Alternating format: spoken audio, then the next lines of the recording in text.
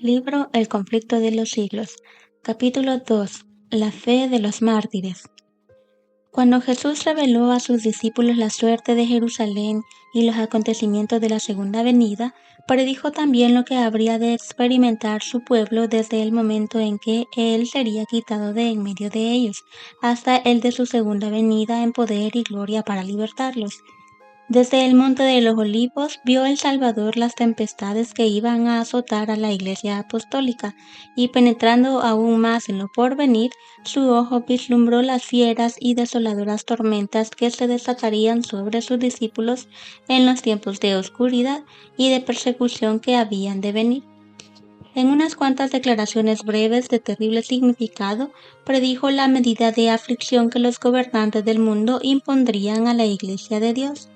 Mateo 24:9, 21 al 22. Los discípulos de Cristo habrían de recorrer la misma senda de humillación, escarnio y sufrimientos que recorrió su Maestro. La enemistad que se había despertado contra el Redentor iba a manifestarse contra todos los que creyesen en su nombre. La historia de la Iglesia primitiva atestigua que se cumplieron las palabras del Salvador. Los poderes de la tierra y del infierno se coligaron para atacar a Cristo en la persona de sus discípulos. El paganismo previó que de triunfar el Evangelio sus templos y sus altares serían derribados, y reunió sus fuerzas para destruir el cristianismo. El fuego de la persecución se encendió. Los cristianos fueron despojados de sus posesiones y expulsados de sus hogares. Sufrieron fuerte y doloroso combate, y a más de esto, prisiones y cárceles. Hebreos 10:32, Hebreos 11:36. Muchos sellaron su testimonio con su sangre. Nobles y esclavos, ricos y pobres, sabios e ignorantes, todos eran muertos sin misericordia. Estas persecuciones, que empezaron bajo el imperio de Nerón cerca del tiempo del martirio de Pablo, continuaron con mayor o menor furia por varios siglos. Los cristianos eran acusados falsamente de los más espantosos crímenes y eran señalados como la causa de las mayores calamidades, hambres, pestes y terremotos. Como eran objeto del odio y la sospecha del pueblo, no faltaban los delatores que por vil interés estaban listos para vender a los inocentes. Se los condenaba como rebeldes contra el imperio, enemigos de la religión y azotes de la sociedad. Muchos eran arrojados a las fieras o quemados vivos en los anfiteatros. Algunos eran crucificados, a otros los cubrían con pieles de animales salvajes y los echaban a la arena para ser despedazados por los perros. Estos suplicios constituían a menudo la principal diversión en las fiestas populares. Grandes muchedumbres solían reunirse para gozar de semejantes espectáculos y saludaban la agonía de los moribundos con risotadas y aplausos. Doquiera fuesen los discípulos de Cristo en busca de refugio, se les perseguía como a animales de rapiña. Se vieron pues obligados a buscar escondite en lugares desolados y solitarios. Anduvieron angustiados, maltratados. Estos hombres, de los cuales el mundo no era digno, anduvieron errantes por los desiertos, por los montes, por las cuevas y por las cavernas de la tierra. Hebreos 11:37 y 38. Las catacumbas ofrecieron refugio a millares de cristianos. Debajo de los cerros, en las afueras de la ciudad de Roma, se habían cavado a través de tierra y piedra largas galerías subterráneas, cuya oscura e intrincada red se extendía leguas más allá de los muros de la ciudad. En estos retiros los discípulos de Cristo sepultaban a sus muertos y hallaban hogar cuando se sospechaba de ellos y se los proscribía. Cuando el dispensador de la vida despierte a los que pelearon la buena batalla, muchos mártires de la fe de Cristo se levantarán de entre aquellas cavernas tenebrosas. En las persecuciones más encarnizadas, estos testigos de Jesús conservaron su fe sin mancha. A pesar de verse privados de toda comodidad y aún de la luz del sol mientras moraban en el oscuro pero benigno seno de la tierra, no profirieron quejas. Con palabras de fe, paciencia y esperanza se animaban unos a otros para soportar la privación y la desgracia. La pérdida de todas las bendiciones temporales no pudo obligarlos a renunciar a su fe en Cristo. Las pruebas y las persecuciones no eran sino peldaños que los acercaban más al descanso y a las recompensas. Como los siervos de Dios en los tiempos antiguos, muchos fueron atormentados, no aceptando el rescate, a fin de obtener mejor resurrección. Recordaban que su maestro había dicho que cuando fuesen perseguidos por causa de Cristo, debían regocijarse mucho, pues grande sería su galardón en los cielos, porque así fueron perseguidos los profetas antes que ellos. Se alegraban de que se los hallara dignos de sufrir por la verdad, y entonaban cánticos de triunfo en medio de las crepitantes hogueras. Mirando hacia arriba por la fe, veían a Cristo y a los ángeles que desde las almenas del cielo los observaban con el mayor interés y apreciaban y aprobaban su entereza. Descendían del trono de Dios hasta ellos una voz que decía: «Sé fiel hasta la muerte, y yo te daré la corona de la vida». Apocalipsis 2:10. Vanos serán los esfuerzos de Satanás para destruir la Iglesia de Cristo por medio de la violencia. La gran lucha en la que los discípulos de Jesús entregaban la vida no cesaba cuando estos fieles portaestandartes caían en su puesto. Triunfaban por su derrota. Los siervos de Dios eran sacrificados, pero su obra seguía siempre adelante. El Evangelio seguía expandiéndose y el número de sus adherentes iba en aumento. Alcanzó hasta las regiones inaccesibles para las águilas de Roma. Dijo un cristiano reconviniendo a los jefes paganos que atizaban la persecución: «Atormentadnos, condenadnos, desmenuzadnos, que vuestra maldad es la prueba de nuestra inocencia. De nada os vale vuestra crueldad». No era más que una instigación más poderosa para atraer a otros a su fe. Más somos cuanto derramáis más sangre, que la sangre de los cristianos es semilla. Miles de cristianos eran encarcelados y muertos, pero otros los reemplazaban, y los que sufrían el martirio por su fe quedaban asegurados para Cristo y tenidos por Él como vencedores. Habían peleado la buena batalla y recibirían la corona de gloria cuando Cristo viniese.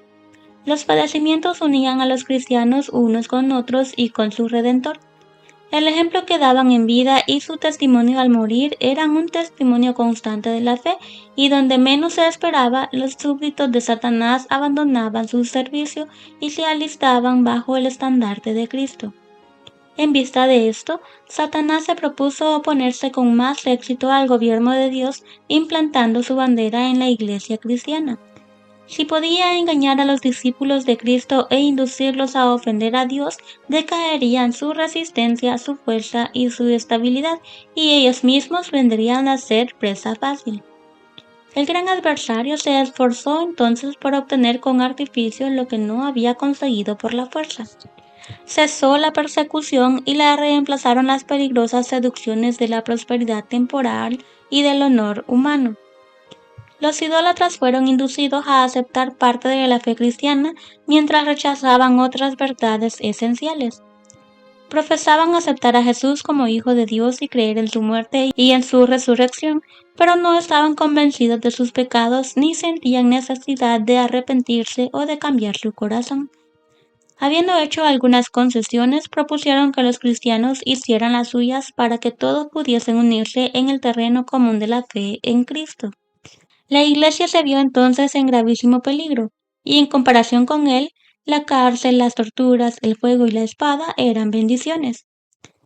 Algunos cristianos permanecieron firmes declarando que no podían transigir. Otros se declararon dispuestos a ceder o a modificar en algunos puntos su confesión de fe y a unirse con los que habían aceptado parte del cristianismo, insistiendo en que ellos podrían llevarlos a una conversión completa.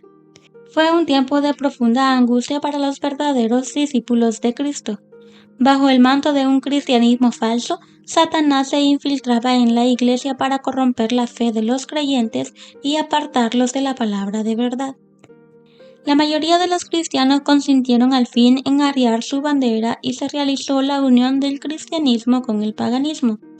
Aunque los adoradores de los ídolos profesaban haberse convertido y unido con la Iglesia, seguían aferrándose a su idolatría y solo habían cambiado los objetos de su culto por imágenes de Jesús y hasta de María y de los santos. La levadura de la idolatría introducida de ese modo en la Iglesia prosiguió su funesta obra. Doctrinas falsas, ritos supersticiosos y ceremonias idolátricas se incorporaron en la fe y en el culto cristiano. Al unirse los discípulos de Cristo con los idólatras, la religión cristiana se corrompió y la Iglesia perdió su pureza y su fuerza. Hubo, sin embargo, creyentes que no se dejaron extraviar por esos engaños y, adorando solo a Dios, se mantuvieron fieles al autor de la verdad. Entre los que profesan el cristianismo ha habido siempre dos categorías de personas: la de los que estudian la vida del Salvador y se afanan por corregir sus defectos y asemejarse al que es nuestro modelo, y la de aquellos que rehúyen las verdades sencillas y prácticas que ponen de manifiesto sus errores. Aún en sus mejores tiempos, la Iglesia no contó exclusivamente con creyentes fieles, puros y sinceros. Nuestro Salvador enseñó que no se debe recibir en la Iglesia a los que pecan voluntariamente.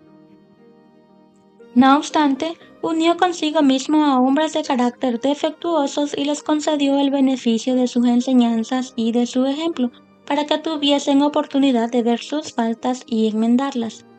Entre los 12 apóstoles hubo un traidor. Judas fue aceptado no a causa de los defectos de su carácter, sino a pesar de ellos. Estuvo unido con los discípulos para que, por la instrucción y el ejemplo de Cristo, aprendiese lo que constituye el carácter cristiano y así pudiese ver sus errores, arrepentirse y, con la ayuda de la gracia divina, purificar su alma obedeciendo a la verdad. Pero Judas no anduvo en aquella luz que tan misericordiosamente le iluminó. Antes bien, abandonándose al pecado, atrajo las tentaciones de Satanás. Los malos rasgos de su carácter llegaron a predominar. Entregó su mente al dominio de las potestades tenebrosas. Se airó cuando sus faltas fueron reprendidas y fue inducido a cometer el espantoso crimen de vender a su maestro. Así también obran todos los que acarician el mal mientras hacen profesión de piedad y aborrecen a quienes les perturban la paz, condenando su vida de pecado. Como Judas, en cuanto se les presente la oportunidad, traicionarán a lo que para su bien les han amonestado. Los apóstoles se opusieron a los miembros de la Iglesia, que mientras profesaban tener piedad, daban secretamente cabida a la iniquidad. Ananías y Zafira fueron engañadores que pretendían hacer un sacrificio completo delante de Dios, cuando en realidad guardaban para sí con avaricia parte de la ofrenda. El Espíritu de verdad reveló a los apóstoles el carácter verdadero de aquellos engañadores, y el juicio de Dios libró a la Iglesia de aquella inmunda mancha que empañaba su pureza. Esta señal evidente del discernimiento del Espíritu de Cristo en los asuntos de la Iglesia llenó de terror a los hipócritas y a los obradores de maldad. No podían estos seguir unidos a los que eran en hábitos y en disposición fieles representantes de Cristo, y cuando las pruebas y las persecuciones vinieron sobre estos, solo los que estaban resueltos a abandonarlo todo por amor a la verdad quisieron ser discípulos de Cristo. De modo que mientras continuó la persecución, la Iglesia permaneció relativamente pura, pero al cesar aquella se adhirieron a esta conversos menos sinceros y consagrados, y quedó preparado el terreno para la penetración de Satanás. Pero no hay unión entre el príncipe de la luz y el príncipe de las tinieblas, ni puede haberla entre los seguidores del uno y los del otro. Cuando los cristianos consintieron en unirse con los paganos que solo se habían convertido a medias, entraron por una senda que conducía cada vez más lejos de la verdad. Satanás se alegró mucho de haber logrado engañar a un número tan grande de discípulos de Cristo. Luego ejerció aún más su poder sobre ellos y los indujo a perseguir a los que permanecían fieles a Dios. Los que habían sido una vez defensores de la fe cristiana eran los que mejor sabían cómo combatirla, y estos cristianos apóstatas, junto con sus compañeros semipaganos, dirigieron sus ataques contra los puntos más esenciales de las doctrinas de Cristo. Los que deseaban ser fieles y mantenerse firmes se vieron obligados a sostener una fiera lucha contra los engaños y las abominaciones que, envueltos en las vestiduras sacerdotales, se introducían en la Iglesia. La Biblia no fue aceptada como regla de fe. A la doctrina de la libertad religiosa se le llamó herejía, y sus defensores fueron aborrecidos y proscritos.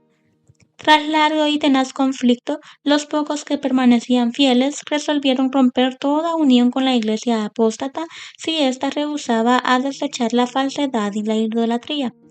Y es que vieron que dicho rompimiento era una necesidad absoluta si quería obedecer la palabra de Dios. No se atrevían a tolerar errores fatales para sus propias almas y dar así un ejemplo que ponía en peligro la fe de sus hijos y de los hijos de sus hijos. Para asegurar la paz y la unidad estaban dispuestos a cualquier concesión que no contrariase su fidelidad a Dios, pero les parecía que sacrificar un principio por amor a la paz era pagar un precio demasiado alto. Si no se podía asegurar la unidad sin comprometer la verdad y la justicia, más valía que siguiesen las diferencias y aún la guerra. Bueno sería para la Iglesia y para el mundo que los principios que aquellas almas vigorosas sostuvieron revivieran hoy en los corazones de los profesos hijos de Dios. Pero hoy prevalece una alarmante indiferencia respecto de las doctrinas que son como los pilares de la fe cristiana. Está ganando más y más terreno la opinión de que, al fin y al cabo, dichas doctrinas no son de vital importancia. Semejante degeneración del pensamiento fortalece las manos de los agentes de Satanás, de modo que las falsas teorías y los fatales engaños que en otros tiempos eran rebatidos por los fieles que exponían la vida para resistirlos, encuentran ahora aceptación por parte de miles y miles que declaran ser discípulos de Cristo. No hay duda de que los cristianos primitivos fueron un pueblo peculiar. Su conducta intachable y su fe inquebrantable constituían un reproche continuo que turbaba la paz del pecador. Aunque pocos en números, escasos de bienes, sin posición ni títulos honoríficos, aterrorizaban a los obradores de maldad donde quiera que fueran conocidos su carácter y sus doctrinas. Por eso los odiaban los impíos, como Abel fue aborrecido por el impío Caín. Por el mismo motivo que tuvo Caín para matar a Abel, los que procuraban librarse de la influencia refrenadora del Espíritu Santo daban muerte a los hijos de Dios. Por ese mismo motivo, los judíos habían rechazado y crucificado al Salvador. Es a saber porque la pureza y la santidad del carácter de éste constituían una reprensión constante para su egoísmo y corrupción.